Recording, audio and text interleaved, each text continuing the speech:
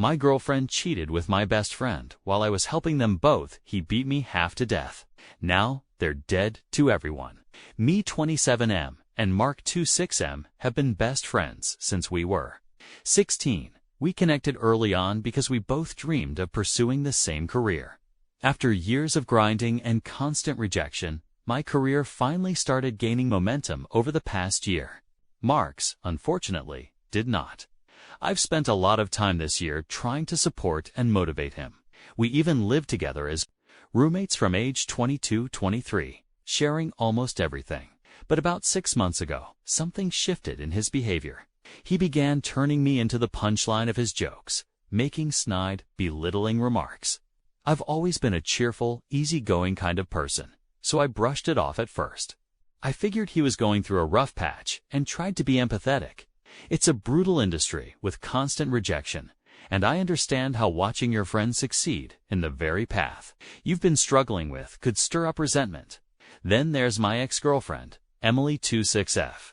I truly thought our relationship was perfect. We were together for 5.5 years, great communication, an amazing physical connection. She stood by me during all those years when I was trying to break into this field. I'm also the kind of guy who overshares and loves to talk about everything. We had no secrets. I believed we were always open and honest. I put an effort to keep things fresh and exciting, date nights once or twice a week, surprise gifts, weekend getaways, trying new things like cooking classes or dance lessons. I loved creating memories. With her, I supported her interests and made sure she always felt like my top priority. And I thought she felt the same about me.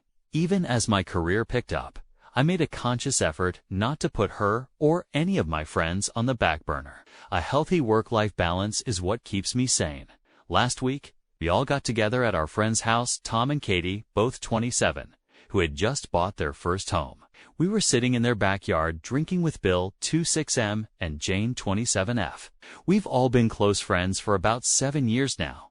As the night went on, Mark got drunk pretty fast, and the digs started again, passive-aggressive comments, sarcastic jabs. After 6 months of this, I finally snapped. I confronted him. Things escalated into a heated argument. And I said what had been on my mind, that his bitterness was fueled by jealousy over my recent achievements. I told him it wasn't my fault that he lacked the talent to succeed, and reminded him how much I had tried to help him get ahead too. That's when he lost it. He lunged at me. We pushed each other a bit, but he managed to knock me down, then kicked me in the ribs a few times. I tried to scramble up, but then he lifted his leg and tried to stomp on my head. Luckily, he didn't get a full hit. I felt his foot graze my cheek and slip off, but it was hard enough that my face is still swollen. He went for it again, but I rolled out of the way just in time and saw his heel land with full force right where my head had been. He could have fractured my skull. Or worse. That's when the others stepped in. I got to my feet and yelled at him, asking if he was out of his mind. He started to walk away, but then picked up a wooden plank. Tom and Katie were working on their fence and building a shed and charged at me again. He swung it toward my head.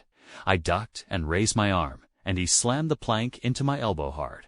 Once again, in a matter of seconds, he could have seriously injured or even killed me. He almost hit Jane during the swing, too. At that point, everything exploded.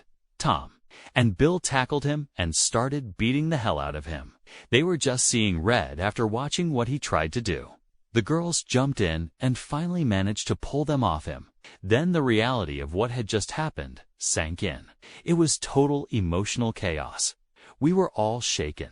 Mark was bleeding a lot from his face, but remained conscious. Emily rushed to his side and stayed with him.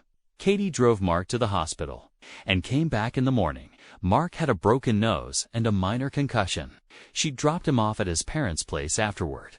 She said he barely spoke to her, offered no explanation, no apology. None of us slept that night. Honestly, everything after that is a blur, a haze of alcohol, adrenaline, and raw trauma. It was, without a doubt, the worst night of my life. And, horrifyingly, it was only the beginning. You've probably noticed I haven't mentioned Emily in a while. We were all sitting around when Tom suddenly said something like, Mark deserved worse than just a broken nose for trying to kill you twice and almost hurting Jane. That's when Emily, who'd been quiet up until then, snapped. She jumped in to defend Mark, saying he didn't deserve any of this and that he was just going through a difficult time. Tom and Emily nearly got into a shouting match before she stormed off. I followed her, thinking we were all in shock, sleep-deprived, and emotionally raw. I just wanted to comfort her. I found her in the guest room, crying. I tried to tell her I understood that we were overwhelmed and maybe we just needed rest. But she didn't even look at me. And then it hit me. Mark and Emily had been sitting next to each other the night before. Not for the first time either. When Mark was yelling at me, she had been at his side, tugging at his arm, pleading for him to take a walk and calm down, not me. After Mark kicked me, stomped on me, and swung a wooden plank at my head, her attention was still focused on him, not me. While I was on the ground in pain, she didn't come over. When the others were holding Mark down, she was screaming in panic, trying to pull them off him. I don't even recall her once asking if I was okay that night.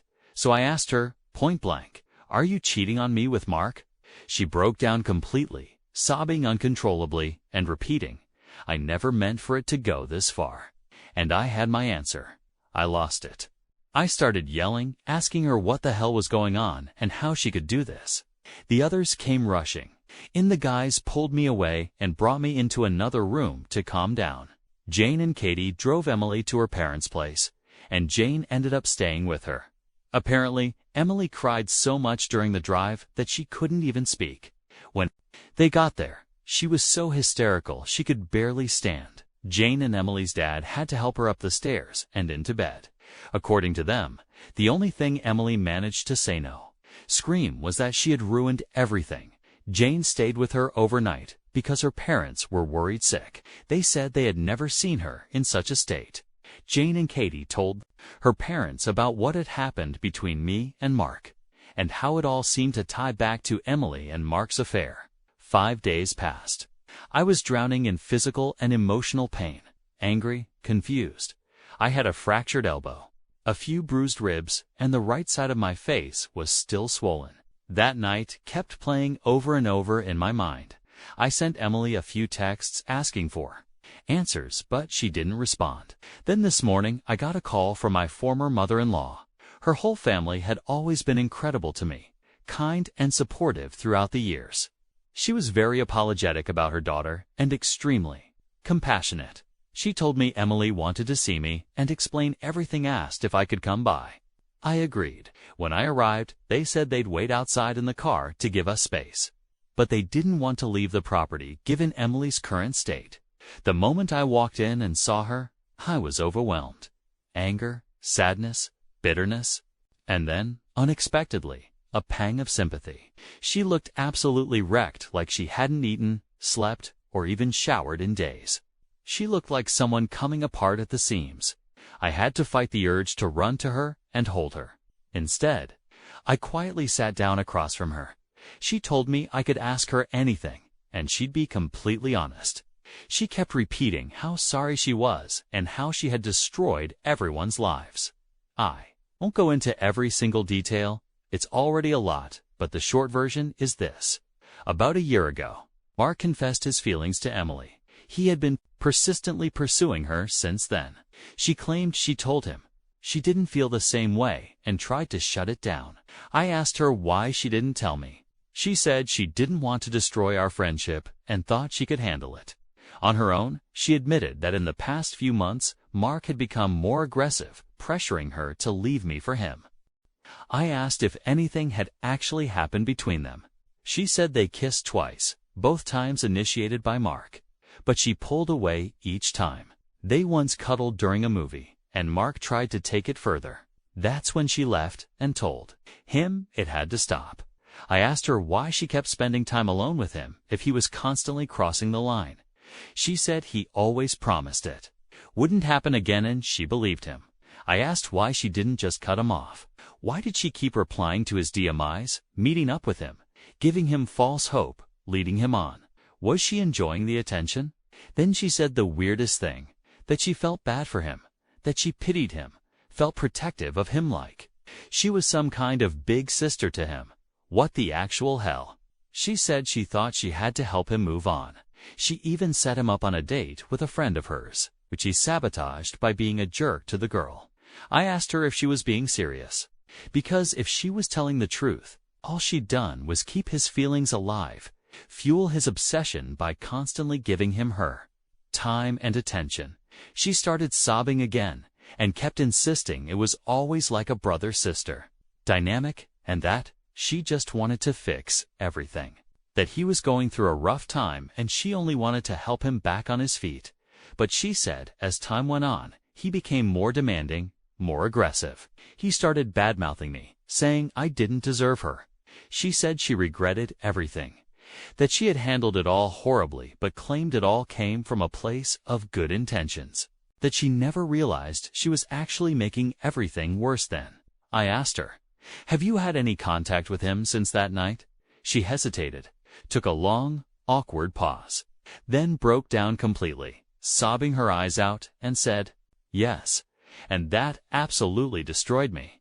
This guy tried to steal her from me for over a year. He tried to kill me. And I waited 5 agonizing days for her to finally respond, only for her mom to call me on her behalf. Meanwhile, she was texting him. I couldn't even respond. I just shut down. All I wanted at that moment was to make her hurt, not physically, but emotionally. I wanted her to feel the same level of devastation I was feeling. So I got up to leave. She begged me not to go, said she could show me the messages. She claimed she just checked if he was okay, then told him it was over, that he needed to stop contacting her. But to me, the choice had already been made. I had been in hell for 5 days, drowning in pain. Because of the man, she still chose to keep him in her life, even for a moment. I walked out. She followed me, pleading. I'm not proud of what happened next. Her parents got out of the car when they saw us and asked if everything was all right. I snapped. I yelled that their so-called daughter had ruined my life, that she chose the guy who tried to stomp on my skull. Over me, I was shaking with anger, with heartbreak. I couldn't even drive, was too upset. So I just started walking, aimlessly. I don't know for how long. Eventually, my ex-father-in-law pulled up beside me, told me to get in the car. I did, expecting him to yell at me or scold me for screaming at his family like that. But bless that man's heart, he said nothing. He just drove me home. We didn't exchange a single word during the ride. But when we got to my place, he gently placed his hand on my shoulder. I couldn't even look him in the eyes after what I had said to them. Later, Emily texted me screenshots of the conversation she had with Mark. From what I could see, it backed up her story. She asked if he was okay, then told him it was over, that she'd never forgive him for attacking me. She also sent older screenshots messages where she told him to stop, that she had no feelings for him, and that she was rejecting all of his advances. But they'd been talking for over a year. So what's to say she didn't just cherry-pick the messages that made her look innocent? She could have easily left out anything that showed otherwise. I haven't responded. I probably never will. I planned to block her, but for some reason, I just haven't yet. Not now. So here I am, pouring all this out, hoping that maybe writing it down will help me begin to process this nightmare. I feel so betrayed, so furious, so utterly broken. I want to hurt Emily and Mark, not physically, but emotionally. I want them to feel every ounce of the pain I've been carrying. I know that's not healthy. I know it's not the right way to heal. The truth of how I feel right now. I hope writing this down helps me sort through it. Figure out how my life went from feeling perfect to feeling like I'll never feel okay again. This pain, it feels permanent. I don't know how anyone is supposed to recover from something like this. I've lost everything. The people I once loved with all my heart, now feel nothing but rage toward. Emily swore she never slept with him, that they didn't have sex, but I'm not naive. Even if they didn't cross that line, she still betrayed me on every level that mattered. And Mark, he betrayed me just as deeply. I don't think I'll ever forgive them. I don't believe I'll ever reach a place where I could even consider trying to. To anyone who's been through a betrayal like this, by a partner, a friend, or both, what do I do next? How do I even begin the process of not thinking about this every second? How do I try to move forward and actually live again? I hadn't felt the need to post an update until now, but I guess I need some advice again, or maybe just reassurance. A lot of people have asked for updates, so I'll try, but if I go into too much detail, it'll get way too long. The part where I really need advice is toward the end. Everything above that is just context. Sorry this is so long agone, didn't mean for it to be. But once I started writing, I felt like I needed to get everything out of my head. Mark, everyone told. Me too, press charges. But I don't know, maybe it's because most of you are American and have too much faith in the justice system. Or you've watched too many courtroom dramas. It doesn't work that way in my country. I spoke to 2 lawyers. The gist of it: I could press charges, but the chances of him actually going to jail are slim. Most likely, he'd just be ordered to cover the legal costs and maybe pay me a settlement. That settlement could be large, or it could be something minor because I wasn't severely injured and had no long-term damage. My friends could testify to how violent the attack was, but the court would still focus mainly on the actual harm done. At most, he might get probation. Sure, I could financially wreck him, but he could retaliate. He could press charges against Tom and Bill, and honestly, they could come out worse. They broke his nose and gave him a concussion, and with a decent lawyer, Mark could spin it into something with lasting physical effects. This could turn into months, maybe even years of legal battles. And I just want this whole thing over. His reputation has already taken a hit. He's lost several friends. Some said they'd remain neutral, but his older brother told me that both he and their parents were deeply disappointed in him. They're not disowning him, but they're definitely not supporting what he did. His younger sister took it even harder. She used to joke that she considered me her big brother, and she'd tease Mark about it in a light-hearted way. Nothing cruel. She also really looked up to Emily. Now, she refuses to even speak to Mark. Mark sent me a long apology letter. T never once mentioned Emily, not her role, not the betrayal. Just an apology for his behavior toward me and the assault. It seemed sincere on the surface, but it didn't feel genuine. He owned up to a lot, but still pinned parts of it on his mental health. I haven't responded, and I never will. Jane and Katie. Some people in the comments mentioned how Jane and Katie hinted that Mark might have been emotionally manipulative or even abusive toward Emily, that they knew more than they admitted or were protecting her. So I played dumb. I started casually talking about how I couldn't believe I never saw the warning signs, just to see what they'd say. They did admit they knew Mark had kissed Emily. They said they didn't know the full extent of everything, just that Mark and Emily had been spending a lot of time together, and Emily told them he kissed her. They claimed she said she'd handled it. I didn't really believe that's all they knew. Jane got really defensive when I pressed her further. That triggered a whole chain reaction. Tom got pissed at her for keeping such a big secret. It made him question what else she could hide. In his mind, if she could keep something like this from him, then what other things could she be keeping quiet about? Their relationship has been a little strained since. I'm staying out of it, though. I told Tom not to be mad at Jane for me. That's between them. Katie came over to talk. She said she genuinely didn't know. She happened to walk in on a conversation about the kiss, but when she later asked Jane about it, Jane and Emily downplayed it. She told me she assumed Emily had already told me and didn't think it was her place to say anything. Honestly, believe her. She seemed genuinely sorry and sincere, completely unlike Jane. I don't hate Jane. I'm not angry, but I am disappointed. Frustrated, I've been keeping my distance, low contact. Sometimes no contact for the past few weeks. I just don't feel like being around her. It's slightly impacted my friendship with Tom since I've been spending more time with other people lately. Emily, where do I even start? So many of you said to go no contact, but I know myself, and that would have driven me insane. Not being able to ask questions, to get the full truth, to make sense of it all. I needed to get it off my chest and find some kind of closure, some understanding of how everything fell apart. One person messaged me and said he was raised to confront his problems face to face. That hit home far more than silence ever could.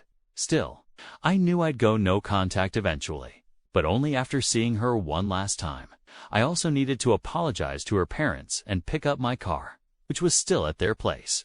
So for days after that last incident, I called them.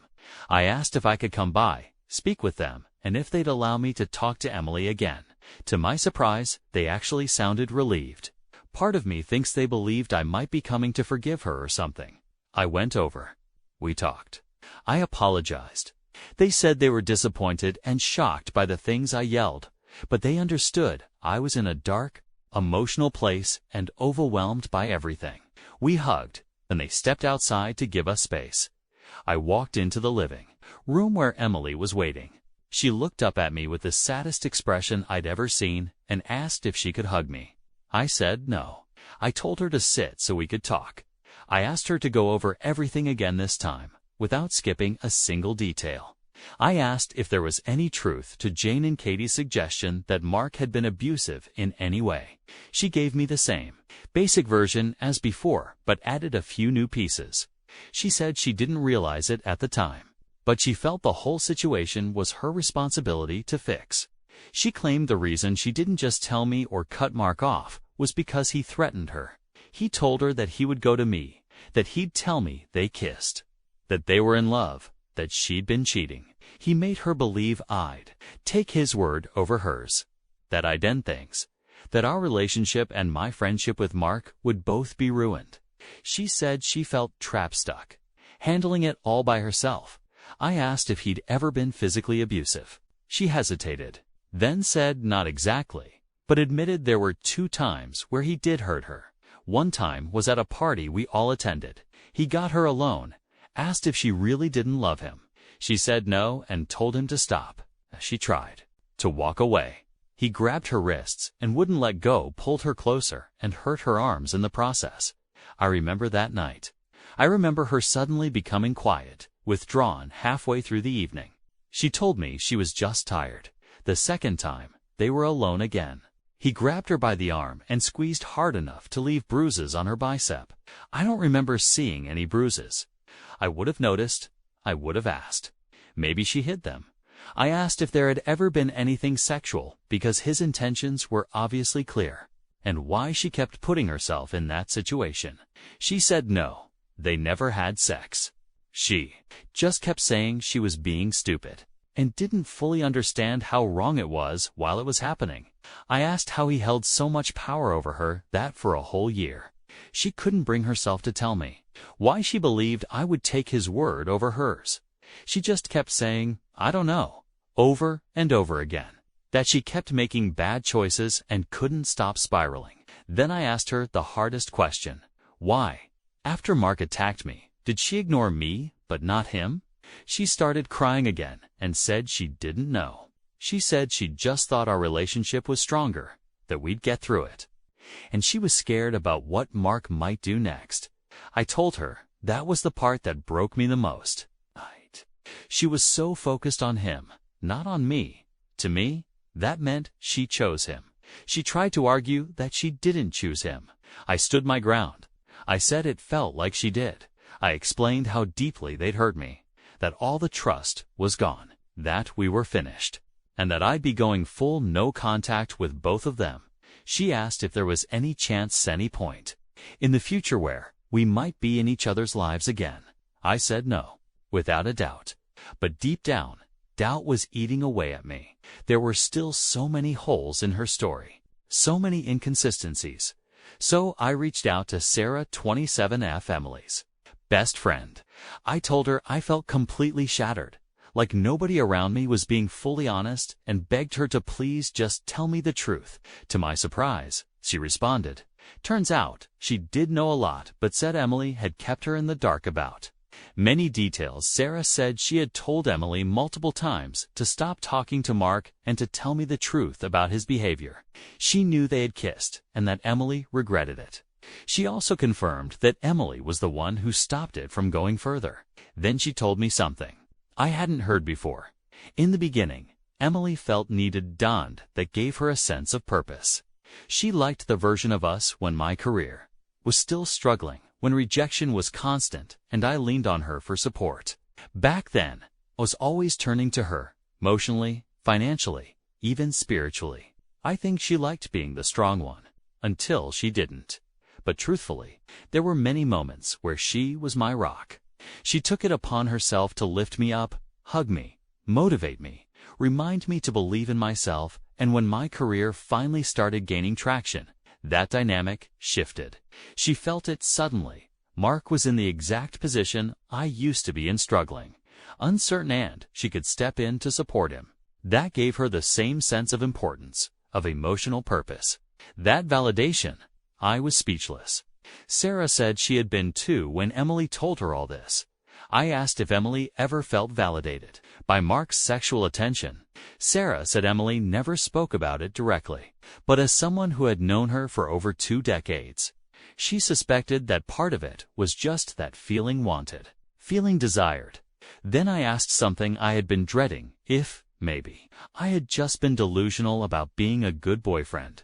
If Emily had ever spoken badly about me, maybe I'd pushed her toward Mark, Sarah said. Not really. Emily often spoke about how in love she was, how happy I made her, how special I made her feel. In fact, Sarah admitted she had felt a bit jealous. At times, sure, Emily had mentioned I could be overbearing, clingy, and that I'd sometimes shut down or act selfish, but nothing more than that. Nothing serious since then. I've noticed Sarah texting me every day. At first, it was innocent, asking how I was doing, how my day went. Then came the memes. Then flirty memes. Even some that were borderline sexual. I have zero interest in her that way. I'm going to have to shut that down soon because I don't want her to get the wrong idea or think I'm leading her on. I've just been trying to process all of this, to let go and move on. And then, about 8 or 9 days ago, get a message from Emily. I'd blocked her on every app and social platform we used. We hardly ever texted with our phone numbers. So it completely slipped my mind, or maybe deep down, I chose not to block her there. The message was simple. How have you been? Then she followed up by saying that she smiled and laughed for the first time in weeks because of me, that she saw a picture of me on her TV and felt proud of how far I'd come, that she was excited to see my career grow. I work in entertainment. Last year, I got a behind-the-scenes job that eventually led to on-camera work. I'm not famous, not even close, but the show is picking up a decent audience. Not a prime-time hit, but it's growing. I made the mistake of replying. We texted back and forth for 2 days, not about us, just about political stuff going on in the country. I kept my emotional distance. If she messaged me, I didn't respond immediately. I waited until I felt like answering or until I was done with whatever I was doing. Then she asked me something that made my heart sink. Whether I could ever find it in my heart to let her back into my life, even in a small way. I told her I needed more time, but that it was unlikely. I explained I couldn't keep doing this. It was destroying my mental health. I said goodbye. Then I blocked her again. I thought that was the end of it. But last Friday night, just after midnight, I heard a knock at the door, and there she was, Millie, soaking wet, standing in the rain like something out of a movie. I asked her what the hell she was doing there. She told me she'd been out drinking and wanted to see me, but froze once she got out of the cab. Said she waited by the road for 10 minutes, too cold to stand around and too embarrassed to call another ride. So I let her in. I gave her an old pair of sweatpants, a hoodie, and a t-shirt, along with a bag for her wet clothes. According to her, her girlfriends had pushed her into going out for a girls' night.